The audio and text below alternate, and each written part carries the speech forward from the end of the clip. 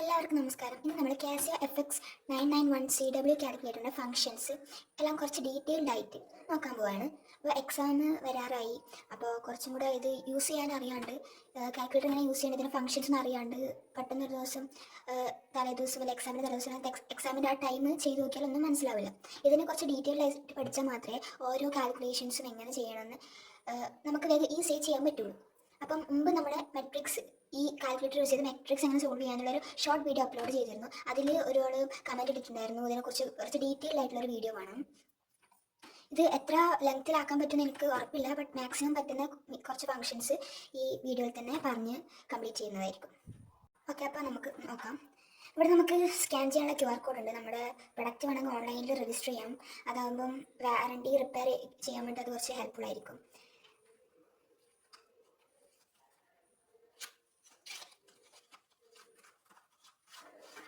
ഇതാണ് calculator.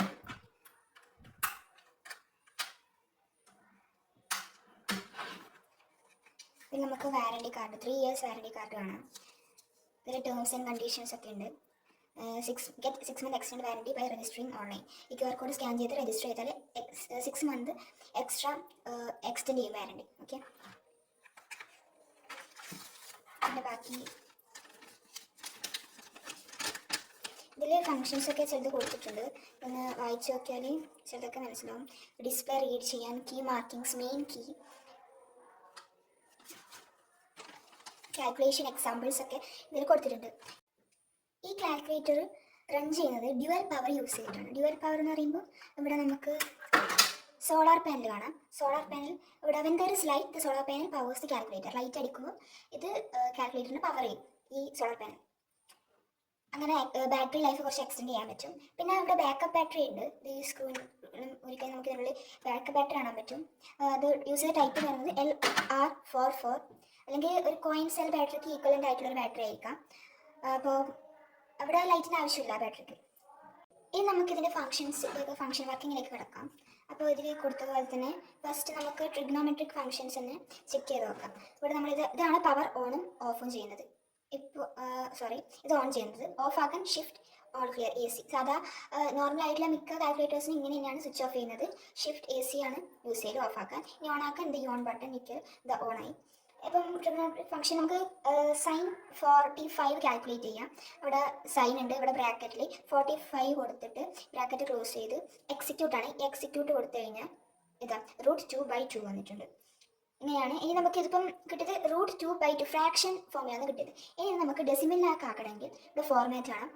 Format കൊടുക്കുക, ഇവിടെ ഡെസിമലിലേക്ക് പോവുക. ഇവിടെയാണ് ഇതാണ് മൂവ് ചെയ്യാൻ നമ്മൾ മൗസിൽ യൂസ് ചെയ്യുന്നില്ല. ലാപ്ടോപ്പിലും കമ്പ്യൂട്ടർ ഇങ്ങനെ കഴ്സർ മൂവ് ചെയ്യാൻ വേണ്ടി. അതിന് പകരം ഇവിടെ up and down, side to side arrows ഉണ്ട്. ഇവിടെ നമ്മൾ ഡെസിമലിലേക്ക് പോകാൻ താഴേക്കുള്ള ആരോ ഞെക്കിയപ്പോൾ ഡെസിമൽ ഒന്ന് ഓക്കെ കൊടുത്തു. ഇവിടെ ഡെസിമൽ ഫോമിലുള്ള ആൻസർ വന്നിട്ടുണ്ട്. sin 45 = 0.707. ഇനി നമുക്ക് cos π/6ന്റെ ആൻസർ നോക്കാം. ഇവിടെയാണ് ഓൾ ക്ലിയർ അടിക്കൽ. ഓൾ ക്ലിയർ അടിച്ചാൽ ഇത് ഫുൾ മൊത്തത്തിൽ പോകും. ഇപ്പം ഓൾ ക്ലിയർ അല്ലാണ്ട് ചെറുതായിട്ട് നമുക്കിപ്പോൾ ഒരു ബ്രാക്കറ്റ് മാത്രം കളയണമെങ്കിൽ നമുക്കിത് ഇവിടെ എക്സ് ഉണ്ട്. ഈ എക്സ് കൊടുത്തു കഴിഞ്ഞാൽ ഇതിപ്പം കേഴ്സർ അവിടെ ഇല്ല. നമുക്കിങ്ങനെ ആരോ കൊടുത്തു.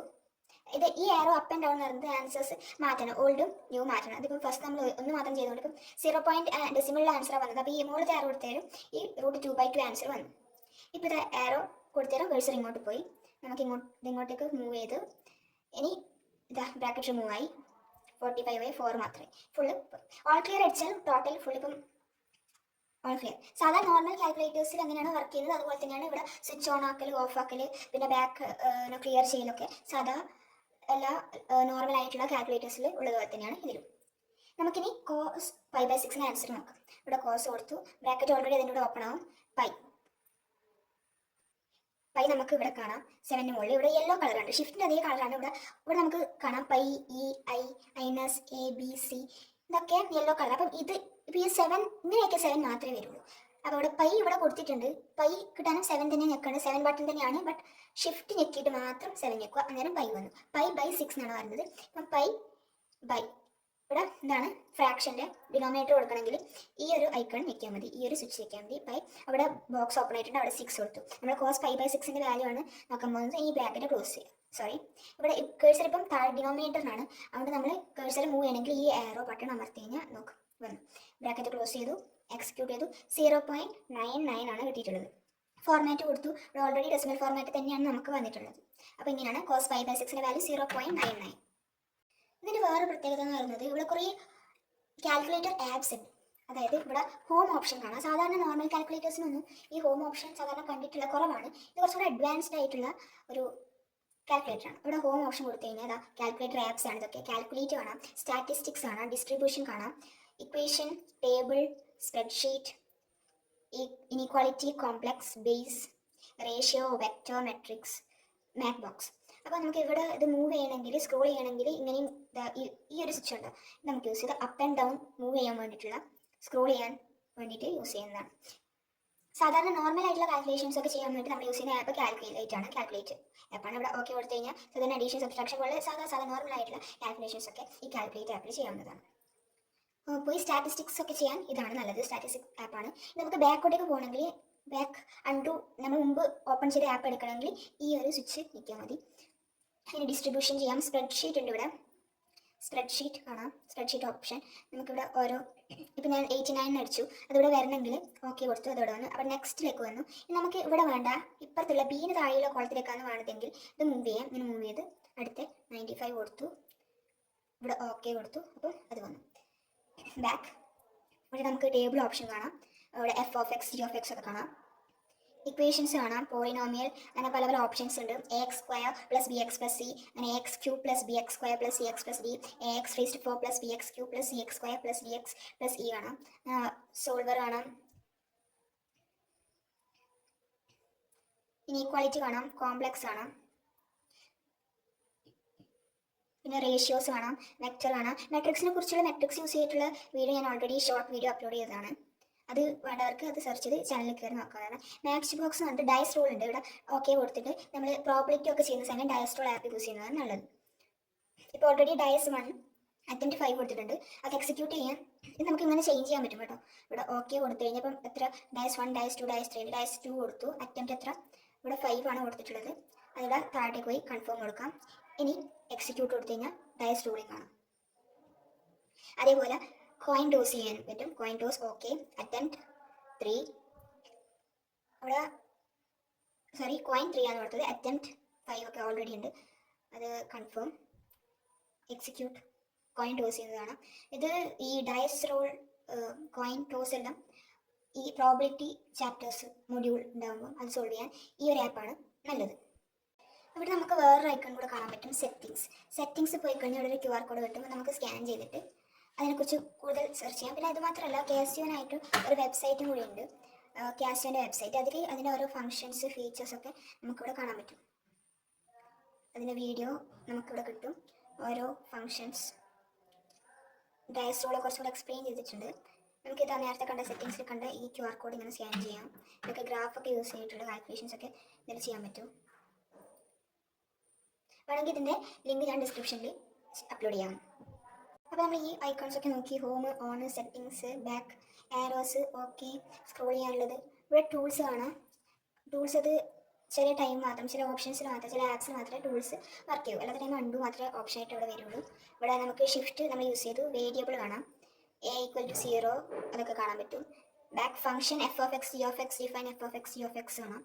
ബാക്ക് കാറ്റലോഗ് കാണാം. ഇവിടെ function analysis, probability, numeric calculation, angle, coordinates, പിന്നെ ട്രിഗണോമെട്രിക് ഫംഗ്ഷൻസ്, ട്രിഗണോമെട്രിക് കാൽക്കുലേഷൻ. പിന്നെ ഇവിടെ എഞ്ചിനീയറിംഗ് സിമ്പിൾ ആണ്, മില്ലി, മൈക്രോ, നാനോ, അതുപോലെ എല്ലാ ഫെംറ്റോ, കിലോ, മെഗാ, ഗിഗ ഇതൊക്കെ ഇവിടെ കാണാൻ പറ്റും.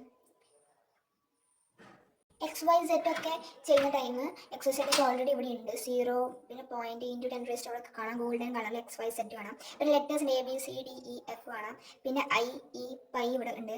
പിന്നെ ഓഫ് ആക്കാനുള്ള ഓപ്ഷൻ ഇവിടെ നമുക്ക് ഉണ്ടാകും. ഡിഗ്രി ചെയ്യുന്ന സമയം 85 ഷിഫ്റ്റ് കൊടുത്ത് ഈ പ്ലസ് കൊടുത്തു കഴിഞ്ഞാൽ ഡിഗ്രി വന്നു. ഇവിടെ പ്ലസ്, ഇൻറ്റു, ഡിവിഷൻ, മൈനസ് ഒക്കെ കാണാം. ഫോർമാറ്റ് നമ്മൾ നേരത്തെ നോക്കിയതാണ്. റേസ്ഡ് 2 കൊടുക്കാം. ലോഗ്, ബാക്ക്, നമുക്കിവിടെ